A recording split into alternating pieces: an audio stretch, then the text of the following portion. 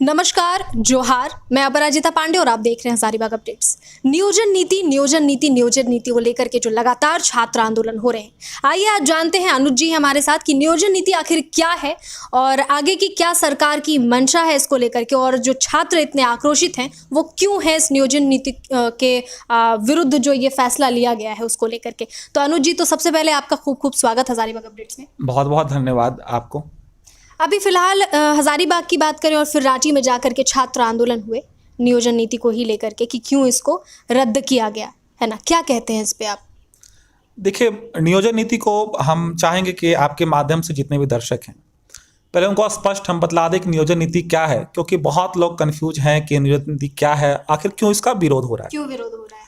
देखिए, जब लोग मांग करते हैं कि हमको जॉब चाहिए, इसमें दो तीन शब्द हैं, शब्द को मैं परिभाषित कर दूंगा। एक है रोजगार, एक होता है जॉब और एक होता है गवर्नमेंट जॉब। रोजगार का मतलब हो गया कि आप अपना किस प्रकार से भरण पोषण कर सकते हैं, उसके लिए कोई काम, ये आपका रोजगार हो कोई गया। भी काम रोजगार। उसके बाद जॉब आपका हो गया क्या, प्राइवेट या गवर्नमेंट किसी में जॉब हो गया। और एक हो गया गवर्नमेंट जॉब कि सरकार, जो सरकार के स्तर पे सरकारी जो पद होते हैं उनके विरुद्ध जब नियुक्ति निकाली जाती हैं तो उसको बोलते हैं सरकारी नौकरी।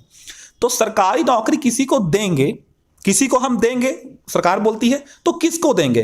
तो एक उसके लिए मापदंड तैयार करते हैं, उसके लिए पैमाना तैयार करते हैं, उसी को बोलते हैं नियोजन नीति। और शायद इसी मापदंड के अनुसार झारखंड अलग राज्य भी बना। बिल्कुल, बहुत सही बोल रहे हैं। झारखंड बनने की लंबी परिकथा है, आज तो संभव नहीं है कि हम बता सके, लेकिन नियोजन नीति पर यह था नियोजन नीति। अब इसका विरोध का जो मूल बात रहा, बहुत सही प्रश्न आपने उठाया है। देखिए, यहाँ पर क्या है कि वर्तमान में जो महागठबंधन की सरकार, जिसमें कांग्रेस, आरजेडी और झामुमो हैं, तो इन्होंने नियोजन नीति बनाया। उन्होंने कहा कि ग्रुप सी और डी, गौर कीजिए, ग्रुप सी और डी के लिए नियोजन नीति बनाई गई थी। उसमें कहा गया कि जो व्यक्ति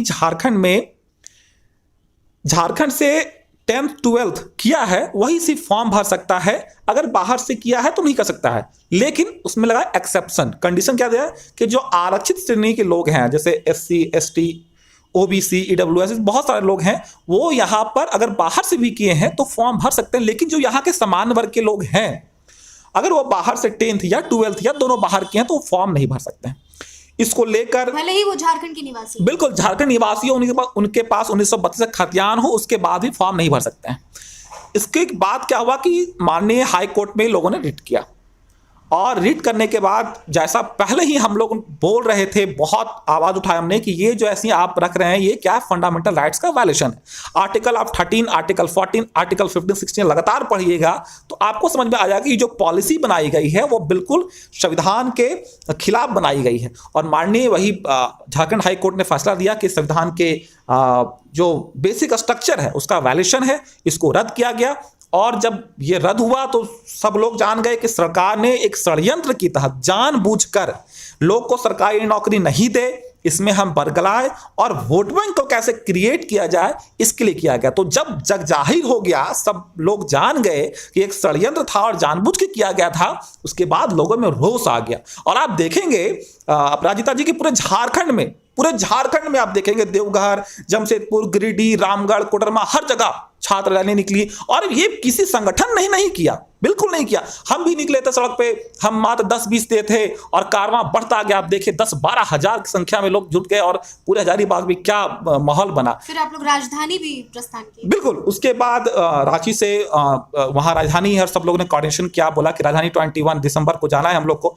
उसके बाद हम हजारीबाग से थे और तमाम जगह से थे, तो हम यहाँ से जा रहे थे। लगभग हमारे पास, हम एग्जैक्ट नंबर नहीं बता सकते हैं, लेकिन काफ़ी बड़ी संख्या में हम लोग थे, लगभग 500 से प्लस थे, बहुत सारी बसों में। तो प्रशासन ने रोका और बहुत जगह रोका। आपने देखा होगा मांडू में जब जबरदस्ती छात्रों की गाड़ी को थाना ले जाया गया बिना किसी रीजन को बताए हुए, एक डेमोक्रेसी की हत्या करते हुए वहां ले गए। तो छात्र सड़क पे आए और फिर आंदोलन करने लगे वहीं पर। बाद में DSP किशोर रजक सर आए और उनसे काफी बात हुई, उसके बाद छोड़ा तो छात्र चले गए। वहां प्रोटेस्ट हुआ और बाद में फिर सरकार को झुकना पड़ा। बिल्कुल, वहां पर जो आए थे विधायक दल के नेता, उन्होंने माना कि उनसे कहीं ना कहीं गलती हुई है, दबे शब्द में बोल रहे थे, क्योंकि उनको भी उतनी आज़ादी नहीं है, क्योंकि उनके पीछे भी एक बेल्जियम वाला जो कोर्ट है ना, समझिएगा बात को, कि बेल्जियम वाला जो कोर्ट है ना, वो लॉबी वो समर्थन दे रहा है।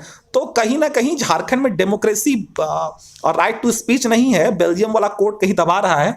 इस कारण से मुझे लगता है कि विधायक दल के नेता भी दब के बोल रहे थे, लेकिन उन्होंने माना कि ये गलती है और इस पे हम आगे काम करेंगे। यानी कि आपको और आपके साथ जो छात्र लोग थे उनको भरोसा है कि आगे कुछ ना कुछ कार्रवाई होगी?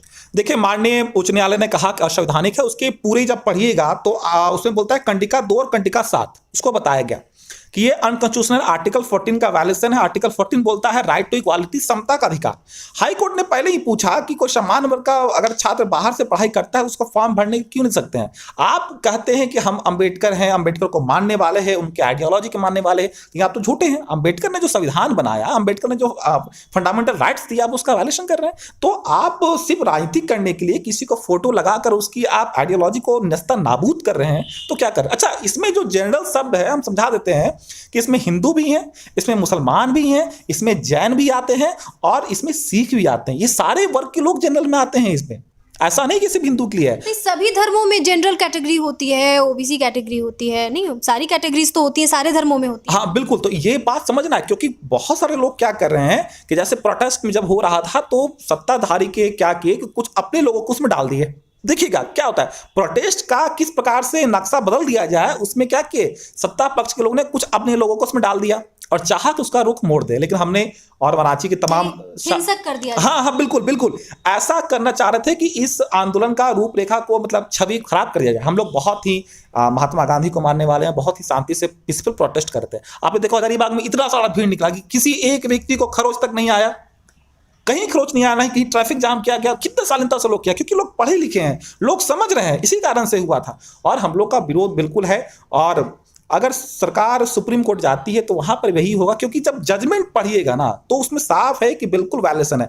आर्टिकल 13 क्या बोलता है कि अगर कोई भी अगर गवर्नमेंट सरकार अगर कोई पॉलिसी बनाती है जो फंडामेंटल राइट्स का वायलेशन करती है, हनन करती है, तो वैसे पॉलिसी को रद्द किया जाएगा। आप ऐसा पॉलिसी बना रहे हैं तो छात्र तो बिल्कुल आएंगे सड़क पे। और आप अगर ये बात बोलेंगे कि आप मनुवादी बोलिएगा और फिर बाहरी बोलिएगा, ऐसे वैसे बात बोलिएगा, आप ये बोलिए ना कि आप गलत किए। अच्छा, ये बात बताइए, सरकार की ही जो विधि विभाग है उन्होंने कहा था, जब उनसे सलाह लिया गया था इस पॉलिसी पर, उन्होंने कहा था कि बिल्कुल ये असंवैधानिक हो जाएगा महोदय, उन्होंने कहा था। और उसके बाद भी आप हम मान लिए कि माननीय जो मुख्यमंत्री महोदय हैं वो BA फेल है, मतलब बीटेक नहीं कर सके। शिक्षा मंत्री मान लिए 12th फेल है, हम मान लिए कि नहीं पढ़े लिखे हैं। लेकिन वहां पर एक मान लिए IAS की लॉबी है, वो पढ़े लिखे लोग हैं।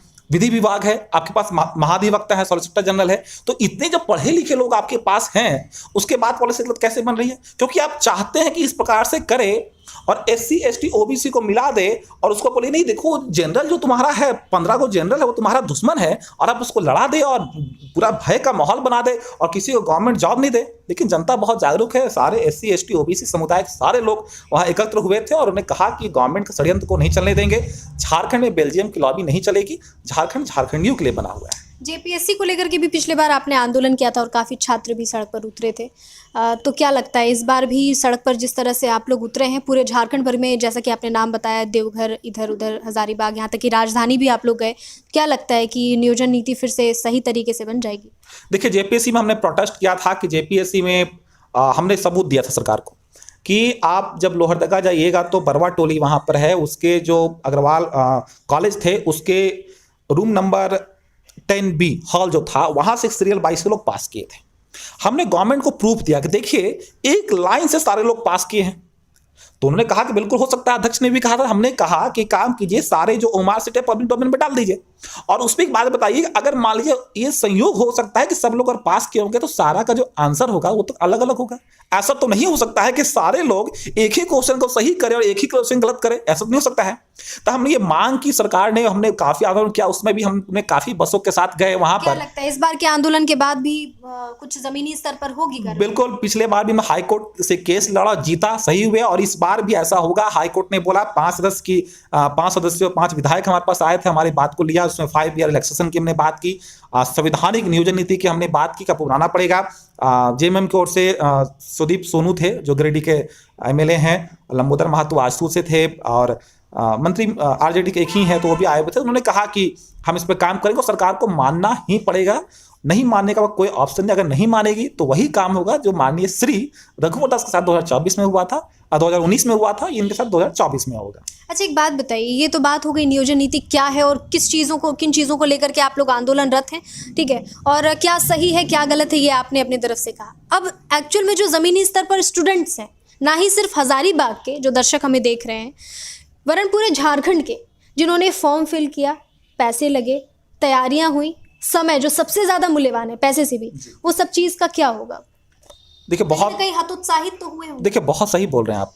ये फॉर्म जो अभी एक एग्जाम होने वाला था जैसे सीजीएल का, सचिवालय सहायक का, उसमें बहुत सारे और पद थे।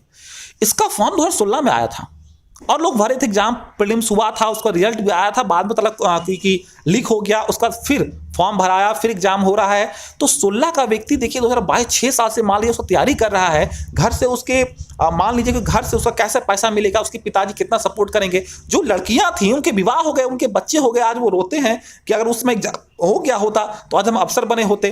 तो लड़कियों के साथ ही बहुत अन्याय हो रहा है। और जो सरकार कहती है कि हम लड़कियों को हम वुमेन्स डेवलपमेंट की बात करते हैं, आज वो बहुत ही नीचे साबित हो रही हैं और बहुत बुरा स्थिति है। इसलिए छात्र बहुत आक्रोशित हैं। इसमें स्वतः सारे छात्र निकल रहे हैं, इसमें कोई पॉलिटिकल पार्टी या किसी संगठन का कोई हाथ का कोई बात ही नहीं है। बहुत बहुत धन्यवाद अनुज जी, चूंकि समय का तकाजा है और हम लोग अगर बात करने लगे किसी विषय पे तो जाहिर सी बात है वक्त का पता नहीं चलेगा। नहीं, बिल्कुल बिल्कुल समय का है, हम लोगों को भी बहुत ध्यान देना है, तो बाकी बातें फिर होते रहेंगी। जी जरूर जरूर, फिर आपसे मुलाकात होगी। जो भी निर्णय आता है, जो भी चीज़ें अपडेट होती हैं, हमारे दर्शक भी लगातार देख रहे हैं, अपडेट्स जो भी आएंगे हम लोग फिर आपसे बात करेंगे। तो ये हमारे साथ थे अनुज जी। हजारीबाग अपडेट्स को ऐसे ही देखते रहें और इसको शेयर करें, ढेर सारा प्यार दें। आप लोगों के कहे अनुसार ही अब यूट्यूब, इंस्टाग्राम, हर तरफ हजारीबाग अपडेट्स आ गया है, इसको इसी तरह से बिल्कुल प्यार दें आप। शुक्रिया।